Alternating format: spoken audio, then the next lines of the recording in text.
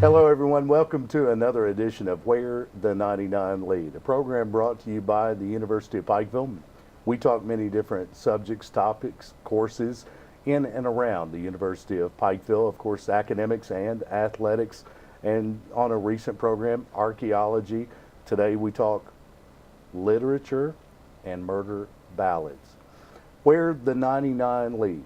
Of course, those historic 99 steps that lead to the University of Pikeville campus, but also lead from campus back into the community and changing our world.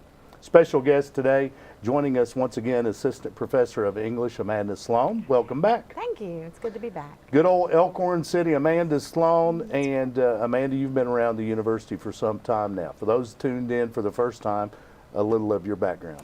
That's right. I graduated from then Pikeville College with a degree in English. Went on to get a master's degree from Morehead State University and an MFA in fiction from West Virginia Wesleyan College. I've been on campus working for 10 years now and teaching full-time for 7. Hard to believe. So, I know, it is. Time flies. It's a lot of great times. Glad to have you back. We're going to talk about a new course that is on campus, and you brought along some students. We're going to meet one during the second part of the show today, but joining us now, Bethany Gervais, a UPike student and theater minor. Yes. Welcome to the show. Bethany, tell us a little about yourself. I'm actually a history major, looking to go to law school with a theater minor. Have a love for the arts, and I think they kind of tie in together. Might be a little theatrical in the courtroom one day. Absolutely. I've seen many attorneys at work, and yes, the theater definitely comes into play. It does. Very good. Tell us where you're from. Williamsburg, Kentucky. Very good. Pretty close to Corbin. I feel like people know Corbin a little bit better. Sure. University of the Cumberlands is kind of where I should have went to school, I guess, being in my back door, but UPike's a lot better. Now you've got to tell us the story. Growing up in Williamsburg, you've got other college choices obviously there, but you end up at the University of Pikeville. How'd that happen? I actually came here to play golf, which I did my first 2 years of school here, and then I met Kim Willard and I got into theater, and it was basically either do theater or play golf, and I chose theater because I think it's more of my calling. Right. So. History major with ambitions for law school down the road, and you have a theater minor now. What theater experience did you have pre-UPike? Absolutely zero. I think I did a church play when I was 10. And then fall of my sophomore year, I auditioned and got a part, and it was the most eye-opening thing I'd ever done. Scared me out of my mind, but I loved it. Absolutely loved it. You got the bug. I did. I still have it. Indeed. I don't think it goes away. Amanda, today we're going to talk about a unique course that you and Kim Willard, who's been mentioned, of course, Kim working with theater at the University of Pikeville, you developed and taught this course this semester, co-teaching. Yes. It's caught on as well at the university. Tell us about the class and how that came to be. Well, it's actually a funny story how the class came to be. Kim and I sat next to each other in a meeting, and we were just casually talking before the meeting got started. Right. Kim is amazing. She's just a gift to UPike, and the things that she brings with her in the classroom and the love and passion for the theater that she brings is wonderful. So we were talking about some of the projects that she was working on, and I had happened to have just read a book called Crime Song, True Crime Stories of Southern Murder Ballads. And I was telling her about the book, and it was just one of those light bulb moments. We thought, hey, this could make a really great class to study some of the background, the history of these traditional murder ballads. So we came up with the idea, just in a casual conversation. We went and talked with our dean, who is very supportive, and he's used to us coming up with ideas and coming up and saying, hey, we want to do this. And, and he said, go write it up. We did. This was at the end of last spring. We got the class written, got a grant to fund it, and opened it up this fall. So it all happened very quickly. So the class is a humanities special topics course called Appalachian Murder Ballads. Right. And in it, the students, we used the Crime Song book as a textbook, and students read about some of the historical stories behind some of the murder ballads. They learned about what a murder ballad is and how that's played into Appalachian culture. They researched some true stories, and they wrote an original stage script. Wow. And then performed it all in this semester. Wow. So it's been fantastic, but it's Incredible. been a whirlwind, yes. For those that are tuned in, you've used the term a couple of times already, murder ballad. Yes. Tell us what it is. So a murder ballad is essentially a song about murder. And when you think about murder ballads, there are some that originated in England. They have the English murder ballad, but they're also very prevalent in Appalachian history. So if you think about some of the traditional Appalachian music, think of the song Pretty Polly or Knoxville Girl. They tell the story of a murder, right, of a true crime story that Sure. has happened in our history, and they're written as songs. They've been passed down, part of the oral history tradition in Appalachia. Some of these date back to the 1800s, 1700s. They've been passed along. Some of them are based on real stories that happened. The ones we chose to study were all based on true stories that happened here in Kentucky, true murders that happened. And they were able to go back and find the original newspaper documents, things, and then listen to the sound of the song that's Right. passed along. And so that's just a part of our very interesting history in Appalachia. Very good. Murder ballads. Bethany, in the class, you had a chance to create writing. You write a screenplay. Let's talk about that process because, number one, what did you know about murder ballads prior to this course? I think that's what's really interesting. A lot of the people in this class are from Appalachia, Right. but never identified as such. Sure. I never considered myself an Appalachian, even though I grew up in the mountains. I really am. So it was interesting learning about that. The creative process for me was a lot different. I'm used to being on stage, just acting out other people's words, and Right. instead I was creating the words for people to say. I actually didn't perform. I stage managed, I wrote the script, helped to costume. It was a totally different side of theater that I found that was good. It gave me an appreciation for those who work backstage and who write plays, because it's really, really hard. Sure.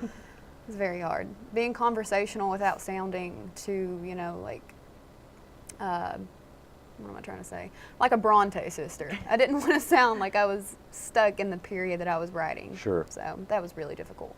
Very good. Yeah. And of course, students involved fully in this. This was a completely student-led course.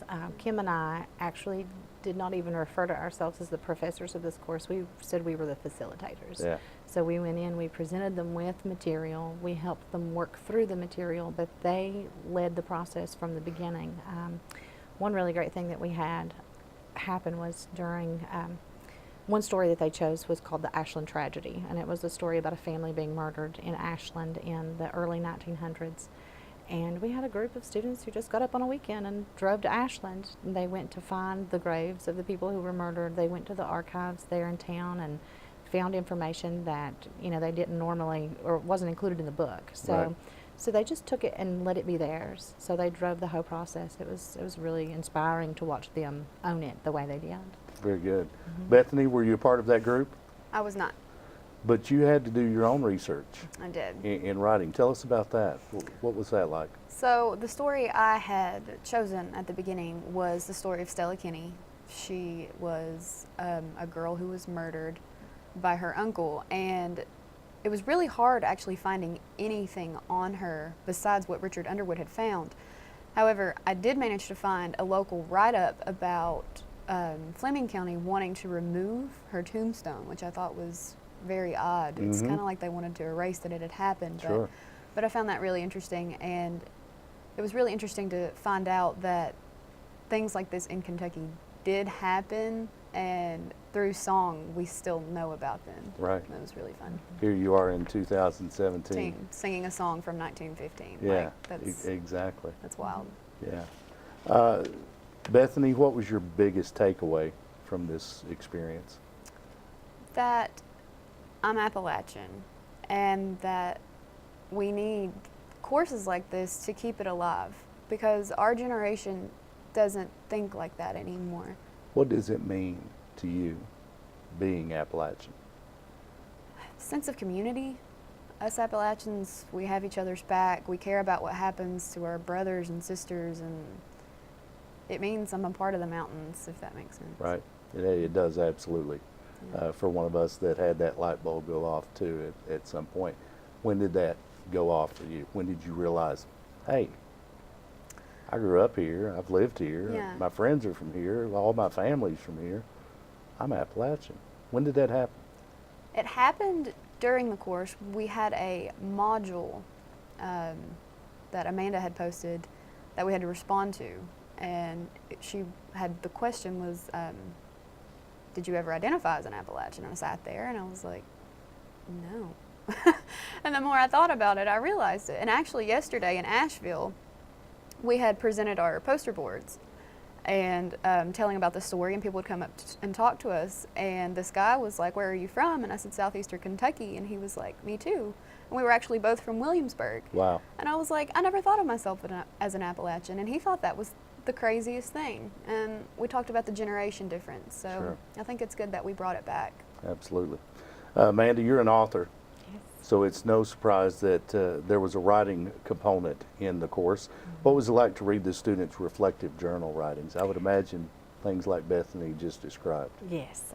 So they had to respond each month. They had a module of reflective journals that we posted on our LMS canvas. So it wasn't just that they were doing them alone or in isolation. They would post these on our course management system, and then they would respond to each other. So the hope was that they could work together in their creative process, that they could reflect together and have that sense of community in the writing as well. And I won't lie, and the students all make fun of me because I get really emotional about it, but there were some moments that I was very emotional reading responses like Beth just said, that I'd never identified as Appalachian before. I didn't really know what that meant Sure. until we started talking about it. And so to watch them come to that point during this class to say, hey, I never really thought this was a thing to study. This was just something that, other people talked about or that wasn't relevant to me, and now it is. And I realized it opens doors, and so that was really in their work. You saw that the doors were opening,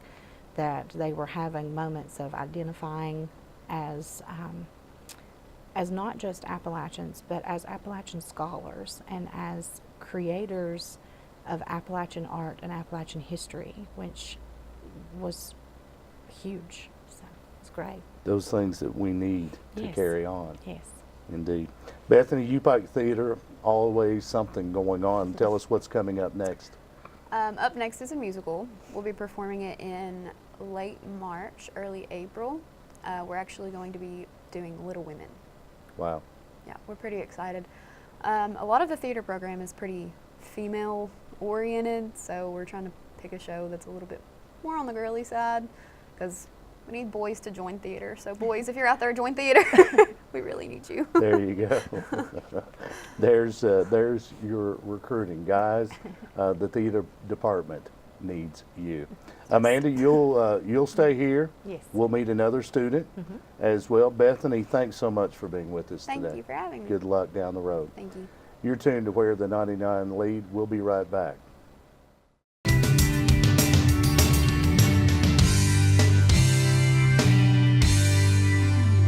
Welcome back to Where the 99 Lead. Today we talk about Murder Ballads, the course at the University of Pikeville, a co-teaching course. Amanda Slone, our guest today, assistant professor of English, co-taught the course with Kim Willard from the theater department at the University of Pikeville. We met earlier, of course, Bethany Gervais, a U-Pike theater minor, and now, oddly enough, we meet Alix Young, a U-Pike student who is a nursing major at the University of Pikeville. Alix, welcome in. We'll get to this nursing major in a murder ballads course in just a minute. Okay. But Alix Young, tell us a little about yourself, your background. Well, I'm actually in my junior year here at U-Pike. I'm just from a small town here over in Belfry, very local. As said, I am in the nursing program here. So, part of the Pond Creek Nation. Yes. Yes. Belfry students so very proud of where they come from, and I'm sure you are as well. Nursing student, murder ballads. You got to tell us the story. How does this happen? Well, it's actually a funny story. I went to my advisor to enroll in classes. As I said, I'm in my 3rd year here, so Right. I've already finished all of my prerequisites for an ADN. So I was looking for more of starting into like a BSN in nursing.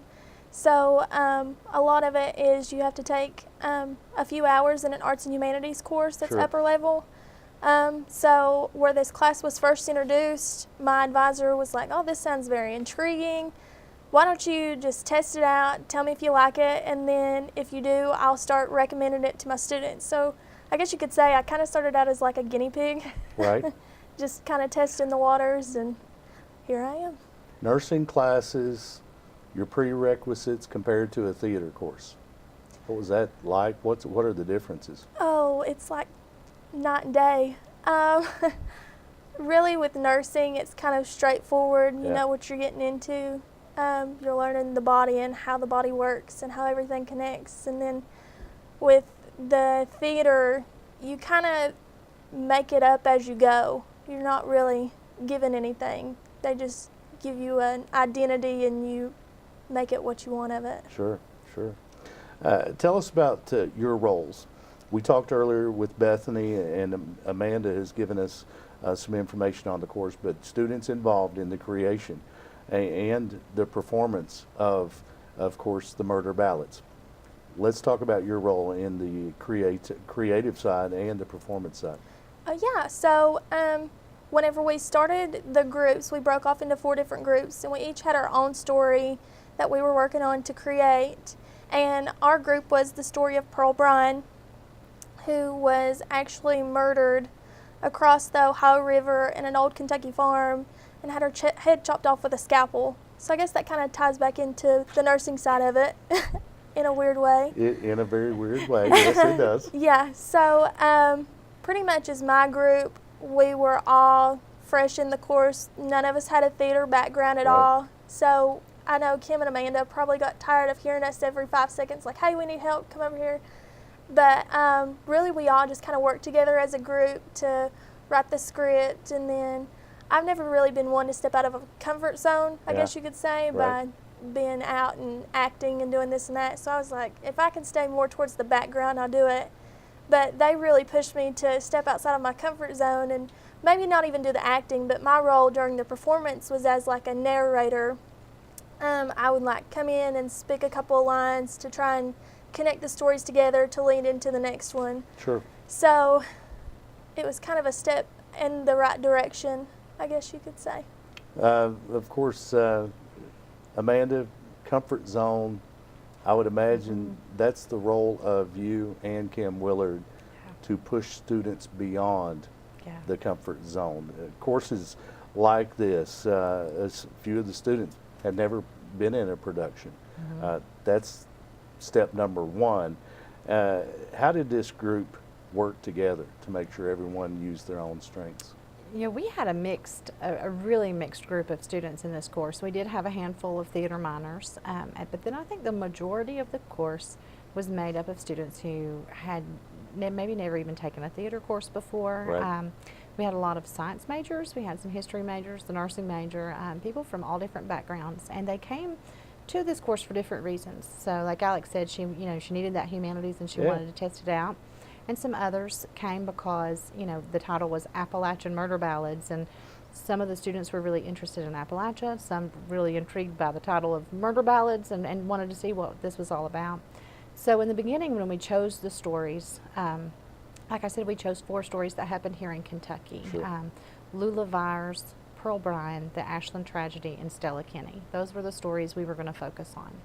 So students, all they had was the book that told a little bit about the legal background of these stories. And then they had to research, they had to write on their own. So to get everybody involved, when we broke into the groups, we did do a survey of what do you think you bring to the table, right? So we had students who were strong writers. We had students who were strong and interested in research. We Sure. had students who wanted to design costumes, because they had to do that too, right? They had to research the time period, how people dressed, how they would have acted. Yeah. So there was a lot that went into this, and so we let them determine where they saw themselves in this process, and then we just kept working with them as they kept crossing the lines into the other roles as well. And just, it's been really wonderful to see how this group started out, most of them strangers to each other. Sure. And now they have become this cohesive family unit that's just beautiful. They worked so well together because they trusted each other. They got to the point that they could bounce ideas off each other, Yeah. that they could rehearse their lines in front of each other, and then go out and perform together. And so that was, it was a really great thing for us to be able to kind of help them along and into accepting those boundaries that they had but maybe didn't even realize, and Right. then crossing them. And great. the book used as a text crime song. Yes. And of course, students had the opportunity to meet the author Yes. of the book. Tell us about the text and the experience of having the author, Richard Underwood, on campus. That was a great experience. Richard Underwood he's a law professor at the University of Kentucky, and he wrote this book because he was interested in these stories from the view of a lawyer, or the view of that historical law and the legal aspect. And so he did some basic research, some archival stuff to find the bones of those stories and Right. to find out what really happened. And we had him as a guest here on campus during homecoming, actually, this semester. And he met with a couple of classes and then did a public reading on Saturday as part of our homecoming events. And after that reading, he met with just this group, this class, and they got to tell him about their script and ask him questions that they still had about the stories, and in some cases tell him things that they had discovered that were not included in the book. So, Right. Even additional research that they had done. And he has been very connected through this whole process. It's been great. He keeps in touch with us through social media and keeps up with the progress of the class, and has been really supportive. And I think the students were able to gain a lot more from being able to talk to him, Sure. from that one source. It was great for them, I think. It sounds like it.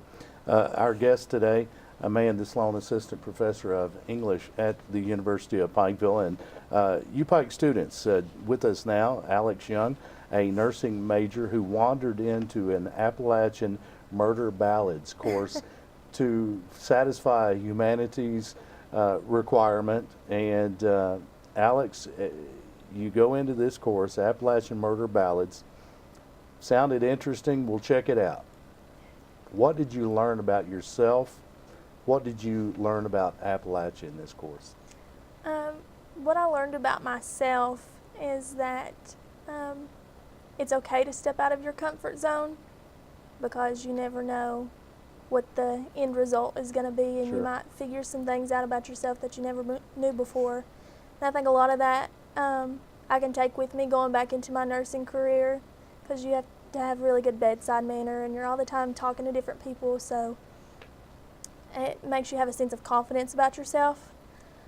One thing I really learned about Appalachia is that our history is very intriguing, and it goes just outside of the Hatfield and McCoy feud, because that's what a lot of people think of Sure. whenever they think of Appalachia history.